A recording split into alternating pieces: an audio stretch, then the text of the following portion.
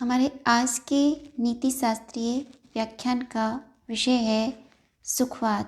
सुखवाद विषयक आज के इस व्याख्यान में हम ये स्पष्ट करेंगे कि सुखवाद जो है उसका स्वरूप क्या है, सुखवाद के प्रमुख समर्थक और विचारक कौन कौन दार्शनिक हुए हैं, सुखवाद के प्रमुख प्रकार कौन कौन से हैं, नैतिक सुखवाद जो है उसका स्वरूप क्या है, नैतिक सुखवाद के प्रमुख समर्थक और विचारक कौन कौन दार्शनिक हुए हैं, नैतिक सुखवाद के प्रमुख प्रकार कौन कौन से हैं, क्या नीति शास्त्रीय दृष्टिकोण से नैतिक सुखवाद एक तर्कसंगत सिद्धांत है या नहीं।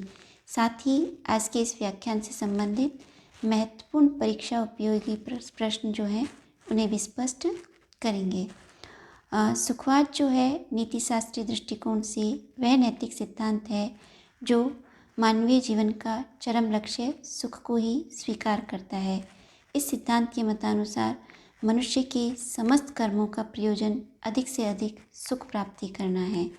मानवीय जीवन में सुख प्राप्ति में सहायक प्रत्येक कर्म शुभ या उचित है और मानवीय जीवन में सुख प्राप्ति में बाधक प्रत्येक कर्म अशुभ या अनुचित है। सुखवाद जो है कर्मों के शुभत्व और अशुभत्व का निर्धारण सुख के आधार पर ही करता है। सुखवाद जो है सुख को ही मानवीय जीवन का परम लक्ष्य स्वीकार करते हुए विवेक, साहस, संयम, ज्ञान, परोपकार आदि जो सद्गुण हैं इन्हें भी सुख प्राप्ति का साधन मात्र स्वीकार करता है। सुखवाद के मतानुसार जितने भी सद्गुण हैं वे सब जो हैं सुख प्राप्ति के साधन ही हैं, वे अपने आप में साध्य नहीं हैं। सुखवाद के मतानुसार सुख ही जो है साध्य है, सुख के अतिरिक्त जो कुछ भी है वह जो है सुख प्राप्ति का साधन मात्र है। हमने अपने इससे पूर्व के व्याख्यान स्वार्थवाद की विवेचना करते हुए ये स्पष्ट किया था कि स्वार्थवादी जो है उसके लिए ये आवश्यक नहीं है कि वह सुखवाद का समर्थन करे, अर्थात कोई भी स्वार्थवाद का समर्थक, विचारक या व्यक्ति जो है सुख के स्थान पर सद्गुणों को मानवीय जीवन का चरम लक्ष्य स्वीकार कर सकता है, किंतु सुखवाद जो है वह सुख को ही मानवीय जीवन का चरम लक्ष्य स्वीकार करता है। सुख के अतिरिक्त जितने भी सद्गुण हैं वे सुख प्राप्ति के साधन मात्र हैं। सुखवाद के जो प्रमुख समर्थक हुए हैं वे भारतीय दार्शनिक चिंतन परंपरा में चार्वाक दार्शनिक विचारधारा, पाश्चात्य दार्शनिक चिंतन परंपरा में यूनान में जो एपिक्यूरियनवाद और सैरेनिक संप्रदाय हुए हैं वे, और इसके अतिरिक्त जो थॉमस हॉब्स जो इंग्लैंड में हुए हैं वे भी सुखवाद के प्रमुख समर्थक रहे हैं, और जर्मनी में मॉरिटस सिल्क जो हैं सुखवाद के प्रमुख समर्थक रहे हैं। सुखवाद जो है इसके दो प्रमुख प्रकार हैं, एक है नैतिक सुखवाद और दूसरा मनोवैज्ञानिक सुखवाद। सुखवाद का जो ये विभाजन किया गया है इसमें से जो नैतिक सुखवाद है वे सुखों का आधार जो है मानवीय कर्तव्यों को स्वीकार करता है, जबकि मनोवैज्ञानिक सुखवाद जो है सुखवाद की व्याख्या जो है मानवीय स्वभाव के आधार पर करता है। आज के इस व्याख्यान में हम नैतिक सुखवाद का विस्तृत विवेचन करेंगे। नैतिक सुखवाद जो है मानवीय कर्तव्यों का निर्धारण करते हुए ये स्पष्ट करता है कि मनुष्य को वही कर्तव्य कर्म करना चाहिए या मनुष्य के लिए वही कर्तव्य कर्म करणीय है जिसके द्वारा उसे अधिक से अधिक सुख की प्राप्ति हो, अर्थात सुख की प्राप्ति में सहायक प्रत्येक कर्तव्य कर्म शुभ और इसकी प्राप्ति में जो बाधक है वह अशुभ है। किसी भी कर्तव्य कर्म की शुभता और अशुभता का निर्धारण जो है नैतिक सुखवाद के मतानुसार सुख के आधार पर ही किया जा सकता है। मनुष्य के जीवन में जो भी कर्तव्य कर्म अधिक से अधिक सुख की प्राप्ति में सहायक और कम से कम दुख की प्राप्ति करे वह शुभ या उचित है, और जो कर्तव्य कर्म मनुष्य के जीवन में सुख कम और दुख अधिक दे वह अशुभ या अनुचित है। इस प्रकार नैतिक सुखवाद जो है मानवीय कर्तव्यों के आधार पर सुखवाद का विवेचन करते हुए ये स्पष्ट करता है कि इस सिद्धांत के अनुसार मनुष्य के प्रत्येक कर्तव्य कर्म का प्रयोजन या उद्देश्य जो है अधिक से अधिक सुख की प्राप्ति करना है।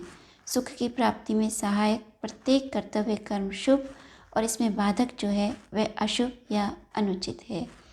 नैतिक सुखवाद के दो प्रमुख प्रकार हैं, एक जो है स्वार्थमूलक नैतिक सुखवाद और दूसरा जो है सर्वार्थमूलक नैतिक सुखवाद। जो स्वार्थमूलक नैतिक सुखवाद है वह मानवीय कर्तव्यों का निर्धारण करते हुए व्यक्तिगत सुख को अधिक महत्व प्रदान करता है।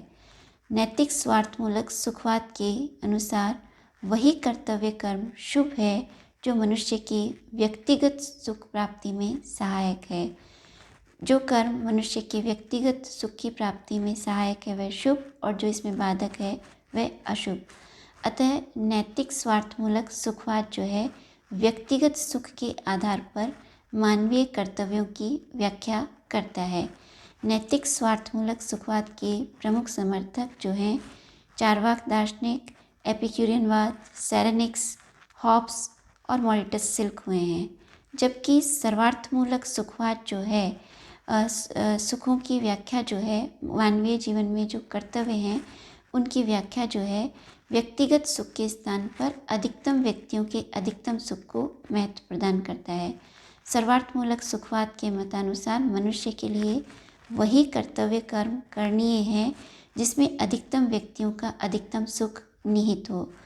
मनुष्य के लिए जो कर्तव्य कर्म अधिकतम व्यक्तियों के अधिकतम सुख प्राप्ति में सहायक है वह शुभ और जो अधिकतम व्यक्तियों के अधिकतम सुख की प्राप्ति में बाधक है वह अशुभ या अनुचित है। सर्वार्थमूलक सुखवाद जो है इसके प्रमुख समर्थक जो हैं जर्मी बेंथम, जॉन स्टुअर्ट मिल और हेनरी सिस्विक हुए हैं। सर्वार्थमूलक सुखवाद को उपयोगितावाद की संज्ञा भी दी जाती है। हम सर्वार्थमूलक सुखवाद की व्याख्या जब उपयोगितावाद का विवेचन करेंगे तब विस्तृत करेंगे। यहाँ ये स्पष्ट करना आवश्यक है कि जो नैतिक सुखवाद के ये जो दो प्रमुख प्रकार हैं ये दोनों प्रकार जो हैं सुखों के आधार पर व्यक्तिगत सुख के आधार पर और अधिकतम व्यक्तियों के अधिकतम सुख के आधार पर मानवीय कर्तव्यों का निर्धारण करते हुए जहाँ स्वार्थमूलक नैतिक सुखवाद है जो व्यक्तिगत सुख को अधिक महत्व देता है, वहीं सर्वार्थमूलक सुखवाद जो है अधिकतम व्यक्तियों के अधिकतम सुख को महत्व देते हुए मानवीय कर्तव्यों के निर्धारण में जो है वह अधिकतम व्यक्तियों के अधिकतम सुख को प्राथमिकता प्रदान करता है। प्रश्न ये है कि नैतिक सुखवाद जो है कि क्या नीति शास्त्रीय दृष्टिकोण से एक तर्कसंगत सिद्धांत है या नहीं। नैतिक सुखवाद की व्याख्या करते हुए अभी हमने ये स्पष्ट किया कि इस सिद्धांत के मतानुसार किसी भी कर्तव्य कर्म की शुभता का निर्धारण जो है उसके परिणाम स्वरूप प्राप्त होने वाला सुख है। अर्थात जो कर्तव्य कर्म मनुष्य की सुख प्राप्ति में सहायक है वह शुभ और जो इसमें बाधक है वह अशुभ है। सुखवाद जो है सुख को ही मानवीय जीवन का चरम लक्ष्य स्वीकार करता है। निश्चय ही मानवीय जीवन में सुख की महत्ता है, किंतु सुख जो है मनुष्य के लिए साध्य नहीं है। जबकि सुखवाद जो नैतिक सुखवाद है वह सुख को ही मानवीय जीवन के लिए साध्य रूप में स्वीकार करता है, जबकि सुख के अतिरिक्त अन्य सद्गुण जैसे ज्ञान है, विवेक है, चरित्र है, साहस है, संयम है, न्याय है, परोपकार है आदि को सुख का साधन मात्र स्वीकार करता है। किंतु सुखवाद का ये मत जो है तर्कसंगत नहीं है, क्योंकि मानवीय जीवन में सुखों की अपेक्षा सद्गुणों की अधिक महत्ता है। मनुष्य जो है एक विवेकशील प्राणी है और विवेक शक्ति से संपन्न होने के कारण बुद्धि से या विवेक शक्ति से युक्त होने के कारण मनुष्य जो है उसके जीवन में सुखों की अपेक्षा सद्गुणों से युक्त जीवन की अधिक महत्ता है। ग्रीक दार्शनिक चिंतन परंपरा में हमने देखा कि सुकरात, प्लेटो और अरस्तु जो है मनुष्य के लिए सुखों की अपेक्षा सद्गुणों से युक्त जीवन को अधिक महत्व प्रदान करते हैं। इस प्रकार जो सुखवाद जो है सुख को ही मानवीय जीवन का साध्य स्वीकार करने के कारण तर्कसंगत सिद्धांत नहीं है। यदि सुख को ही मानवीय जीवन का लक्ष्य माना जाए तो मनुष्य और पशु में कोई विशेष अंतर नहीं रह जाता। मनुष्य को जिस प्रकार इंद्रियों के द्वारा विभिन्न सुखों की अनुभूति होती है उस प्रकार पशु को भी विभिन्न इंद्रियों के द्वारा सुखों की अनुभूति होती है। मनुष्य में जो विवेक शक्ति है वह उसे पाश्विक जगत से पृथक करती है और ये जो विवेक शक्ति जो है उसे सद्गुणमय जीवन के लिए प्रेरित करती है। सुख जो है उसका मानवीय जीवन में महत्व अवश्य है, किंतु सुख मनुष्य के लिए साध्य नहीं है। सुखवाद जो है उसके मतानुसार मनुष्य को वही कर्म करना चाहिए जिसके द्वारा उसे अधिक से अधिक सुख की प्राप्ति हो। प्रश्न यह है क्या सुख का मापन किया जा सकता है या नहीं। सुख एक वैयक्तिक अनुभूति है उसकी भौतिक वस्तुओं के भांति मापन नहीं किया जा सकता। जर्मी बेंथम ने सुखों के मापन के लिए सुख कलन का सिद्धांत प्रस्तुत किया था, किंतु यह सिद्धांत जो है विरोधों से परिपूर्ण है। इसे एक तर्कसंगत सिद्धांत नहीं कहा जा सकता। इस प्रकार जब सुखवाद ये कहता है कि मनुष्य को वही कर्म करना चाहिए जिसके द्वारा उसे अधिक से अधिक सुख की प्राप्ति और कम से कम दुख की प्राप्ति हो, तो प्रश्न ये है कि सुखों का मापन किस प्रकार किया जाए। क्या सुखों के मापन के लिए कोई उचित मापदंड है या नहीं। इस प्रकार सुखवाद जो है, हमने देखा कि जो नैतिक सुखवाद जो है, इसमें जो स्वार्थमूलक सुखवाद है वह व्यक्तिगत सुख को ही मानवीय जीवन का लक्ष्य स्वीकार करता है, किंतु नैतिकता के दृष्टिकोण से हम व्यक्तिगत सुख को अधिक महत्व नहीं दे सकते। नीति शास्त्र जो है सदैव नैतिकता के दृष्टिकोण से व्यक्तिगत सुख की अपेक्षा सार्वजनिक सुख को अधिक महत्व प्रदान करता है। नीति शास्त्रीय दृष्टिकोण से कोई भी कर्म जो है तभी नैतिक कहा जाएगा जब वह व्यक्तिगत सुख के स्थान पर अधिकतम व्यक्तियों के अधिकतम सुख या सार्वजनिक सुख को अधिक महत्व प्रदान करे।